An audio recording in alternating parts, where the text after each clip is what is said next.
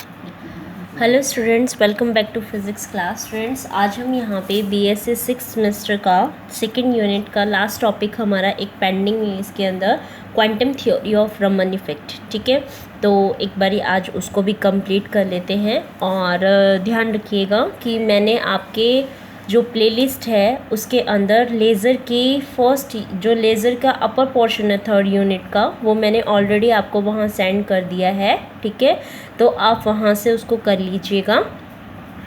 तो चलिए स्टार्ट करते हैं। अपना टॉपिक आज का है quantum theory of Raman effect. वहाँ पे बच्चे मैंने आपको जो लेज़र का करवाया था, जो मैंने आपको दिए हुए लेक्चर्स, ठीक है, वो मेरी ही हैं, आप वहाँ से कर लीजिएगा। तो उसके अंदर आपको लेज़र की जो एप्लीकेशंस वगैरह हैं शायद वो तो नहीं है, लेकिन लेज़र की प्रॉपर्टीज़ उसके अंदर हैं, पंपिंग है उसके अंदर, पॉपुलेशन इन्वर्जन वगैरह, आइंस्टीन कॉफिशिएंट है वहाँ। ठीक है, रूबी लेज़र और हीलियम नियॉन लेज़र के ऊपर अभी पेंडिंग है अपना। ठीक है, तो वो एक बार आप कंप्लीट कर लीजिएगा और फिर उसके बाद हम उसको कंटिन्यू करेंगे। इतने हम इसके ऊपर, जैसे आपका first and second unit complete हो गए हैं, तो इनके उस पर अपन न्यूमेरिकल करेंगे अब। ठीक है, तो चलिए स्टार्ट करते हैं quantum theory of Raman effect. ठीक है, देखो आपने क्लासिकल थ्योरी पढ़ी थी रमन इफेक्ट की, जहाँ से आपको ये पता चला था कि जो रिज़ल्ट आया था क्लासिकल थ्योरी का, उसके अकॉर्डिंग आपका क्या हुआ कि जो इंटेंसिटी है या जो आप फ्रीक्वेंसी लेके चल रहे थे, ठीक है, तो जो फ्रीक्वेंसी है वो आपकी कैसी आई, उसके अंदर सेम फ्रीक्वेंसी की आई। जैसा आपका, जैसे आपको तो पता ही है कि जैसे आप ट्रांजिशन करवाते हो तो एक तो आपके सेंट्रल और दो आपके ये लाइट्स वहाँ आ रही थी, जिसको आप एक तो रिले लाइट, एक को स्टॉक और एक को एंटी स्टॉक बोल रहे थे। ठीक है, तो आपने ये कहा कि जो स्टॉक होती है उसकी फ्रीक्वेंसी थोड़ी सी अपनी जो ओरिजिनल रिले लाइन थी उससे कम होती है, और एंटी स्टॉक की जो फ्रीक्वेंसी होती है वो अपनी इससे क्या होती है, थोड़ी सी ज़्यादा होती है। ठीक है, तो इस तरीके से आ गई थी। और इंटेंसिटी की बात करी थी हमने सिंपल, जब एक्सपेरिमेंटली देखा था, तो एक्सपेरिमेंटली अपने पास ऐसे आई इंटेंसिटी की जो रेले लाइन है उसकी इंटेंसिटी सबसे ज़्यादा, फिर स्टॉक्स की, और फिर सबसे कम किसकी आई थी, आपकी एंटी स्टॉक की आपकी इंटेंसिटी आई थी। राइट, अब ये हमने तो एक्सपेरिमेंटली देखा था, लेकिन जब आपने उसको क्लासिकल थ्योरी के अकॉर्डिंग इसको सॉल्व करके देखा, तो वहाँ से तो ये पता चला कि भैया इसकी जो फ्रीक्वेंसी है वो सारी की सारी सेम है। ठीक है, और जो इंटेंसिटी है वो सेम है, लेकिन ये तो एक्सपेरिमेंटली नहीं आया। इसका मतलब तो क्या हुआ कि अभी भी कुछ ना कुछ अपना इसके अंदर रहता है, जो उसको क्लासिकल थ्योरी जो है वो इसको सॉल्व नहीं कर पाया।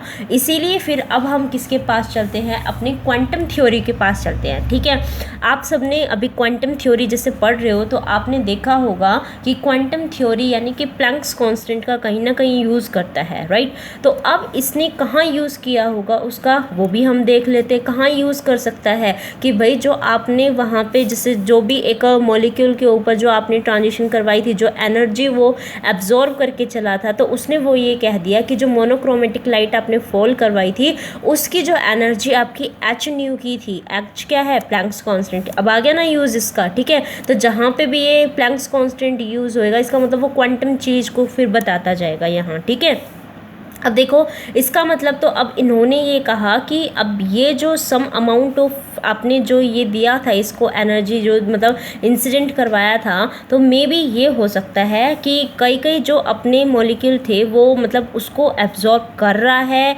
या नहीं कर पा रहा है, या कुछ अमाउंट में कर पा रहा है, या इसको दे दी उसने एनर्जी। इसके बेस पे इसने क्या कर दिया, इन तीन चीज़ को डिफाइन कर दिया। ठीक है, अब वो कैसे एक बार ही लिखते हैं, उसके बाद मैं आपको बताती हूँ। ठीक है, तो आप इसके अंदर लिखिए कि according to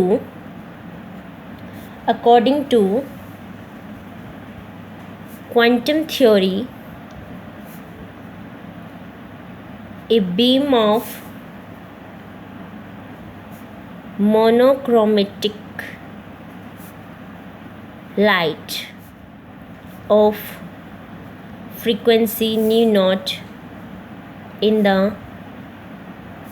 form of photon each of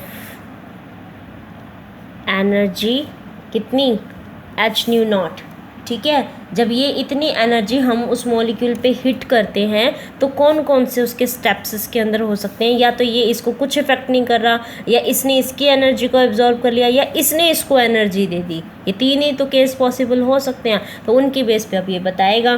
तो दिस, जब हम कोई भी लाइट को when hit A molecule of the scattered, three things might be happen। कौन कौन सी हो सकती है, ध्यान से देखना। तीन केस बन रहे हैं, तीनों की तीनों अपनी जो ये कंडीशंस थी ना, इनको सेटिस्फाई करेगा। देखना, the molecule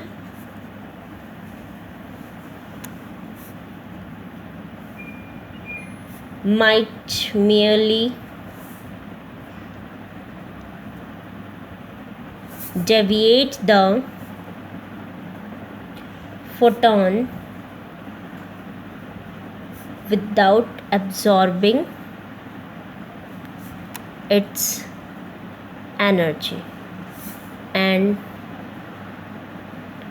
results in unmodified beam. Unmodified आपकी जो आई है वो आ जाएगी, ठीक है। Unmodified line in the scattered beam. समझ में आया कि जब इससे हिट किया तो उसने उसको डेविएट कर, मतलब थोड़ा सा वो कर दिया कि थोड़ा सा डेविएट टाइप का हो गया, लेकिन उसकी एनर्जी को उसने एब्जॉर्ब नहीं किया। तो एज इट इज़, तो जो उसकी लाइट आ रही थी वो यूं की अपने पास आ गई, तो वो मॉडिफाइड नहीं हुई। तो स्कैटर्ड बीम जो अपने पास आई वहाँ से उसमें एक ही आ गई, ठीक है। सेकंड क्या कहोगे कि भाई कुछ एब्जॉर्ब करवा लो, ठीक है। तो हम लिखेंगे the molecule might absorb part of energy of the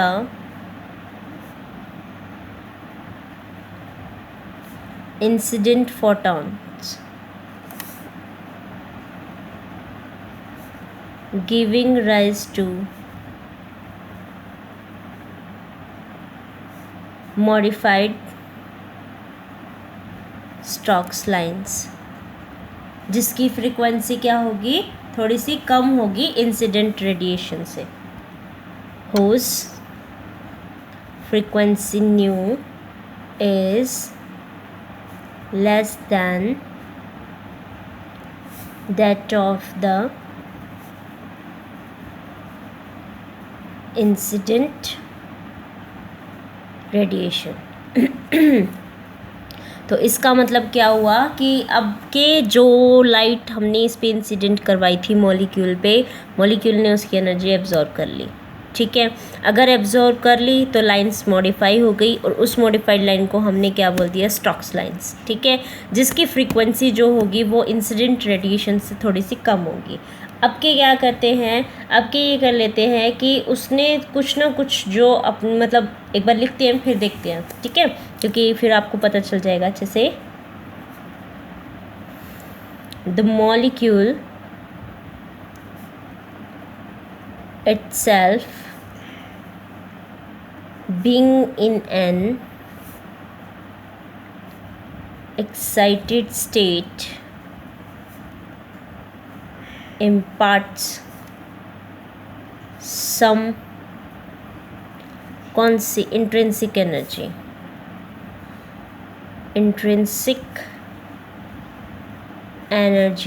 to the incident photon, ठीक है, and gives rise to anti-Stokes line, whose frequency nu is greater than that of incident radiation. अब आपने क्या किया, देखो जो आपका मॉलिक्यूल था वो आपने सपोज कर लिया वो इंसिडेंट में, वो एक्साइटेड स्टेट में है। एक्साइटेड स्टेट से वो अपने स्टेट में आएगा तो कुछ ना कुछ एनर्जी को लूज़ करेगा। तो हमने ये कह दिया कि उसने अपनी कुछ जो इंट्रिंसिक उसकी एनर्जी थी, कुछ उसका पार्ट एनर्जी का उसने किसको दे दिया, जो हमने फोटोन इंसिडेंट किया था ना उसको दे दिया।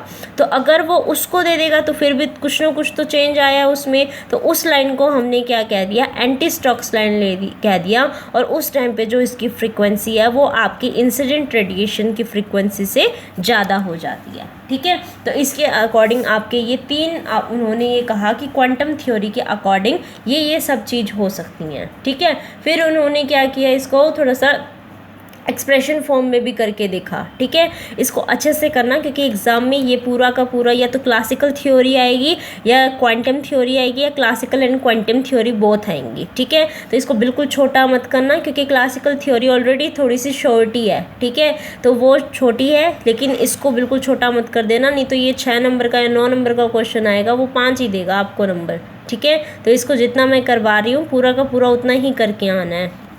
चलिए आगे चलते हैं।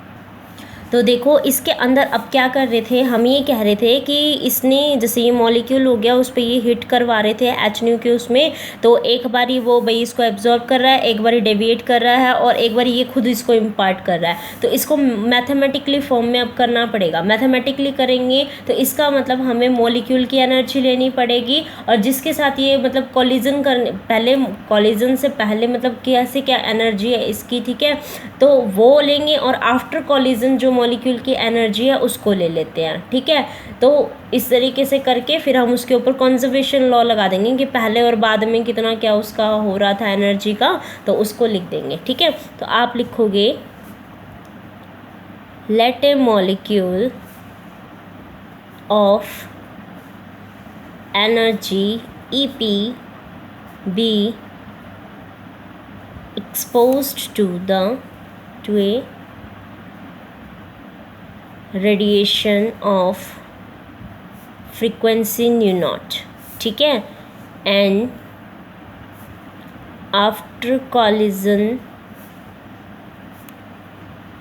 the energy of the molecule be EQ and the frequency of scattered photon B nu dash। ठीक है, अब हमने ये मान लिया कि कॉलिजन से पहले यानी कि जब उसको एक्सपोज कर रहे थे हम उस फ्रीक्वेंसी के ऊपर जो अपना इंसिडेंट वो था उसके ऊपर, तो जो वो इंसिडेंट करवा रहे थे उस टाइम उसकी एनर्जी यानी कि बिफोर द कॉलिजन उसकी एनर्जी कितनी थी EP, और जब हमने उसको कॉलिजन करवा दिया और वो इतने उससे जब निकल रहा था वहाँ से, तो कॉलिजन के बाद जब मॉलिक्यूल की एनर्जी है वो कितनी हो गई, EQ हो गई। तो before collision after collision energy जो है वो आपकी कंजर्व्ड रहनी चाहिए। तो अगर कंजर्वेशन लॉ लगा दूं तो कंजर्वेशन लॉ के अकॉर्डिंग कैसे लिखा जाएगा, तो from the law of energy conservation, energy conservation law के अकॉर्डिंग आपने न्यूक्लियर मैम करवा रही है ना न्यूक्लियर का, तो आपने उसमें वहाँ प्रोसेसेस देखी होंगी कि किस तरीके से आपकी रिएक्शंस देखी होंगी, है ना। रिएक्शंस के अंदर आपने देखा होगा कि मोमेंटम कंजर्वेशन, एनर्जी कंजर्वेशन ये रहती हैं। ठीक है, तो वहाँ से ही मैं इसको एनर्जी कंजर्वेशन लगा रही हूँ। मैम ने सिखाया तो होगा ही आपको ये लगाना। EP प्लस में हाफ ऑफ mv², नहीं लगाना सिखाया तो आप मुझे बता देना, मैं वो टॉपिक करवा दूँगी। EQ प्लस में हाफ ऑफ mv' का स्क्वायर। ठीक है, तो अब आपका ये वाला आ गया और आपको पता है कि इसके अंदर जो कोई भी अगर मतलब चेंज वगैरह कुछ नहीं कर रहे टेम्परेचर वगैरह, तो आप इसके अंदर जो एनर्जी है उसकी वो कैसी लेके चलोगे वो भी सेम उसमें हो जाएंगी। ठीक है, तो आप यहाँ पे बता दोगे as there is no change in temperature due to collision, तो जो आपकी एनर्जी है वो सेम काइनेटिक एनर्जी, तो वो कितनी हो जाएगी, half of M V square आपका half of M V dash के स्क्वायर के इक्वल हो जाएगी। तो ये दोनों चीज़ इक्वल हैं, तो मैं यहाँ से इन दोनों को कैंसिल आउट कर दूँगी। तो कैंसिल आउट करने के बाद ये इक्वेशन कैसी बचेगी, एच न्यू नॉट प्लस में E P is equal to H nu dash plus में ई क्यू, ठीक है। और यहाँ पे से आपको तो बाद वाली फ्रीक्वेंसी तो चाहिए थी कि कॉलिजन के बाद कैसे फ्रीक्वेंसी, तो वही निकाल के रखेंगे। एच वाली टर्म को मैंने कॉमन कर दिया, तो ये आ जाएगी nu naught minus nu dash is equal to, इसको भी इधर ले जाती हूँ, ई क्यू माइनस में आपका ई पी हो जाएगा। अब अपने को तो न्यू डैश चाहिए, तो इसका मतलब मैं माइनस साइन कॉमन कर देती हूँ, तो ये आ जाएगा न्यू माइनस में न्यू डैश माइनस में nu naught is equal to E P minus में ई क्यू। यही तो हो जाएगा। उसको करने के बाद यहाँ से माइनस करी तो मैंने वहाँ से भी कर दिया, कैंसिल आउट कर दिया। तो अब आपको क्या चाहिए, सिर्फ यहाँ से इसकी वैल्यू चाहिए, ठीक है। तो न्यू डैश माइनस में nu naught is equal to E P minus में ई क्यू बाई एच। तो न्यू डैश की वैल्यू बेटे यहाँ से कितनी आ गई, न्यू नॉट, ये इधर प्लस का हो जाएगा, प्लस में ई पी माइनस में ई क्यू बाई एच। अब इस रिलेशन से ही हमें क्या करना पड़ेगा, हमारे तीनों की तीनों लाइंस को देखना पड़ेगा, ठीक है। तो हमने क्या किया, पहला केस मान लिया, अगर मेरी जो मॉलिक्यूल की एनर्जी बिफोर द कॉलिजन और आफ्टर द कॉलिजन कैसी हो गई, इक्वल हो गई। अगर before the collision after the collision आपकी इक्वल हो गई, तो इसका मतलब ये जीरो है, तो ये ख़त्म। तो before collision frequency after collision frequency सब इक्वल, ठीक है। तो यानी कि न्यू डैश किसके इक्वल हो जाएगी, आपकी न्यू नॉट के। सेकेंड केस लेके चल रही हूँ कि अगर मेरा क्या हो जाए, यहाँ पे एनर्जी आपकी पहले वाली जो थी वो कम हो जाए आपकी बाद स्कैटर कोलिजन होने के बाद से, तो अगर वो ज़्यादा हो जाएगी तो इसका मतलब न्यू डैश मेरी न्यू नॉट से क्या हो गई, कम, ठीक है। थर्ड केस अगर मैं लेके चलती हूँ कि पहले वाली मेरी ज़्यादा है, ठीक है, बाद वाले कॉलिजन के बाद, इसका मतलब उसने कुछ एनर्जी दे दी, अगर दे दी तो हमारी बाद वाली फ्रीक्वेंसी क्या हो जाएगी, ज़्यादा हो जाएगी। तो आपको पता है जिसमें इक्वल हो जाती है वो रेले की होती है, ठीक है। जिसमें फ्रीक्वेंसी कम हो जाती है वो स्टोक्स की होती है, और जिसमें फ्रीक्वेंसी ज़्यादा हो जाती है वो एंटी स्टोक का आता है। इसका मतलब यहाँ से हमारे पास क्या आ गए, तीनों की तीनों इसके केसेस आ गए, ठीक है। अब क्या करना है, अब ये देखो कि इसके अंदर अब खाली अगर हम एक कॉन्सेप्ट लेके चलें तो दिख ही जाए, लेकिन अब रमन स्पेक्ट्रम में तो क्या हो रहा है, रमन में एब्जॉर्प्शन भी करवा रहा है और आपका एमिशन भी हो रहा है फोटोन का, ठीक है। तो इसका मतलब क्या हुआ, ये तो 2 स्टेप प्रोसेस हो गई, ठीक है। तो आप लिखोगे कि रमन इफेक्ट इज ए 2 वे या 2 स्टेप प्रोसेस, जिसमें जो फर्स्ट स्टेप है आपका, फर्स्ट स्टेप वो तो है आपका, फर्स्ट स्टेप में है first step involves the absorption of incoming photons, ठीक है। और सेकंड स्टेप के अंदर क्या होता है, सेकंड स्टेप के अंदर क्या होता है, एमिशन ऑफ फोटॉन। इसके अंदर क्या आएगा, this involves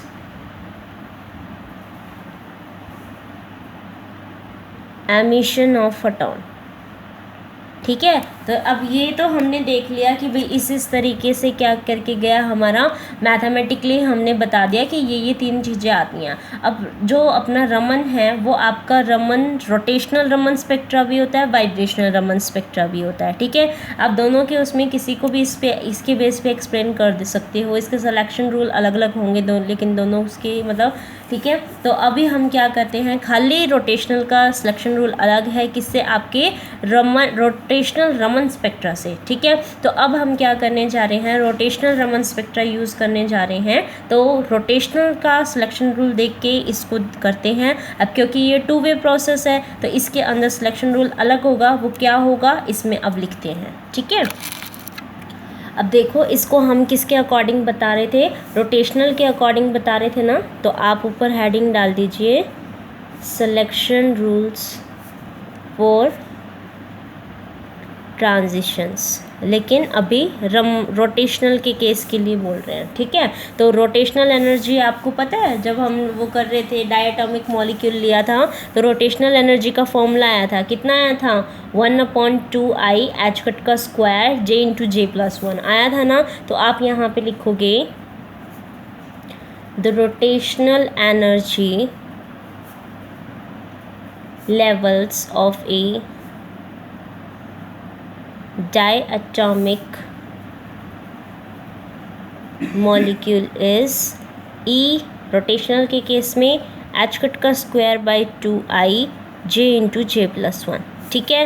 and selection rule for rotational line, उसके लिए कितना होता है, डेल जे अपना कितना +-1, ठीक है। लेकिन ये पता है या तो ये किसके लिए था, फॉर एमिशन और एब्जॉर्प्शन ऑफ फोटोन, दोनों के लिए नहीं था, सिर्फ या तो एमिशन के लिए है या फिर एब्जॉर्प्शन के लिए। एमिशन करवा रहे हो तो +-1, एब्जॉर्प्शन करवा रहे हो तो ये, ठीक है। लेकिन अब अगर रमन स्पेक्ट्रा का केस करें तो रमन स्पेक्ट्रा तो 2 स्टेप प्रोसेस है, जिसमें वो भी हो रहा है, एमिशन भी उसी टाइम पे है और एब्जॉर्प्शन भी उसी रिएक्शन के अंदर है, ठीक है। तो सिलेक्शन रूल उसका डबल हो जाएगा, ठीक है। तो ये कह रहा है कि since Raman effect is 2-step process, so selection rule is del J is equal to 0 ± 2। लेकिन यहाँ पे हम सिर्फ किसको यूज़ करते हैं प्योर रोटेशनल के लिए, +-2 को। 0 को क्यों नहीं करते, वो इसलिए नहीं करते क्योंकि इसके अंदर एनर्जी का चेंजमेंट जो है वो इन्वॉल्व ही नहीं होगा, ठीक है। इसीलिए हम उसको इग्नोर ही करते हैं और +-2 को ही लिखते हैं, ठीक है। तो फॉर प्योरली रोटेशनल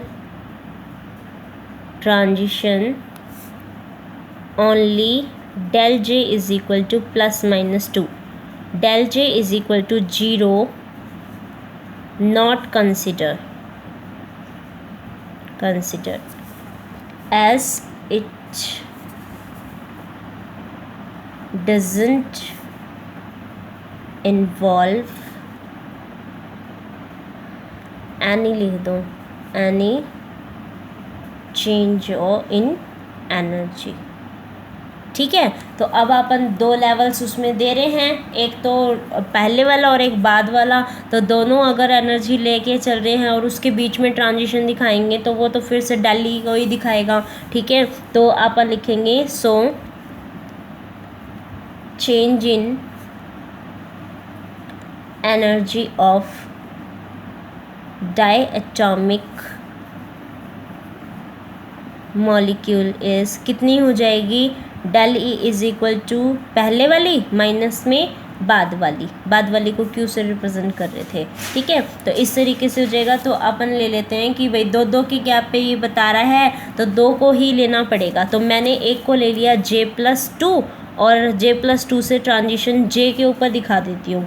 तो E J+2 से कहाँ, E J तक, ठीक है। ये ट्रांजिशन दिखा दी मैंने। तो ये कितना आ जाएगा आपका एच कट का स्क्वायर बाई 2i, और जो इसके अंदर जो अपना ये वाला फॉर्मूला था ना, ये वाला इसके अंदर पुट कर रही हूँ, ठीक है। इसके अंदर किसको, j को तो रिप्लेस कर रही हूँ J+2 से। तो ये तो J+2 हो गया, J+2 + 1 J+3। तो ये कितना हो जाएगा J+2 और ये J+3, ठीक है। फिर माइनस में आपकी ट्रांजिशन J पे आएगी, ठीक है। तो J के लिए तो यही एज इट इज़ हो जाएगा माइनस के J इंटू J+1। तो आप इस पूरे को सॉल्व करोगे, जब इस पूरे को सॉल्व करोगे तो ये आएगा +- एच कट का स्क्वायर बाई 2i 4j - 6 +6, ठीक है। इसको और सॉल्व करोगे तो आपके पास कितना आ जाएगा, और सॉल्व करने के बाद इसको जब करेंगे h का स्क्वायर, ये h कट का स्क्वायर था ना तो इसको भी खोल दिया मैंने, 4π का स्क्वायर i, और ये कितना हो जाएगा 2j + में 3, ठीक है। तो ये अपने पास लाइंस हो जाएंगी। तो एक बारी तो अपने को क्या बतानी पड़ेगी इसके अंदर स्टॉक्स की, और एक बारी क्या बतानी पड़ेगी एंटी स्टॉक्स की। तो ध्यान रखना, स्टॉक्स के लिए जो प्लस वाली आएगी वो स्टॉक्स हो जाएगी, और एंटी स्टॉक्स के लिए जो माइनस में आएगा, क्योंकि वो फिर माइनस प्लस हो जाएगा, ठीक है। तो वो अपनी क्या दिखा देगा, वहाँ पे प्लस की फॉर्म के अंदर आ जाएगा। देखो अभी करते हैं। तो जैसे ये हो गया, तो यहाँ पे अगर स्टॉक्स के बारे में बात करें तो स्टॉक्स के लिए यहाँ पे से कितना हो जाएगा, न्यू डैश माइनस में न्यू नॉट, तो ये कितना हो जाएगा आपका डेल न्यू दे जाएगा। डेल न्यू क्या हो जाएगा, डेल ई को एच से डिवाइड कर दो। डेल ई को एच से डिवाइड करेंगे तो एच का स्क्वायर था वहाँ पे, तो ये तो एक एच हो जाएगा, 4 पाई का स्क्वायर आई और यहाँ पे 2j प्लस में 3, ठीक है। और अगर दूसरा लेके चलूँ मैं एंटी स्टॉक्स के लिए, एंटी स्टॉक्स के लिए ये कितना हो जाएगा आपका, डेल न्यू की वैल्यू जो है वो माइनस में है, ठीक है।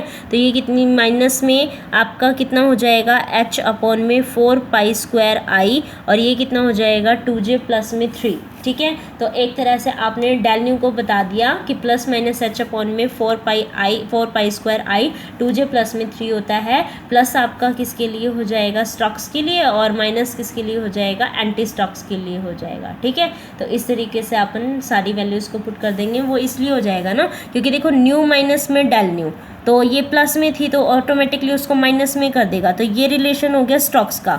अब इसी के उसमें अगर इसको पुट करते हैं तो ये माइनस माइनस प्लस कर देता है, तो वो न्यू प्लस में डेल न्यू उसमें हो जाएगा, तो ये कितना हो जाए उसमें प्लस में हो जाएगा, तो ये प्लस के लिए किसकी हो जाएगी, एंटी स्टॉक्स की हो जाएगी, ठीक है। तो अपने पास ये इसकी ट्रांजिशंस इसके लिए आ जाते हैं, ठीक है। तो ये क्या था आपका यहाँ पे रोटेशनल रमन स्पेक्ट्रा था, ठीक है। तो आप इसको यहाँ तक कंप्लीट कर लीजिए। तो एक और ग्राफ भी देख लेते हैं इसका, ठीक है।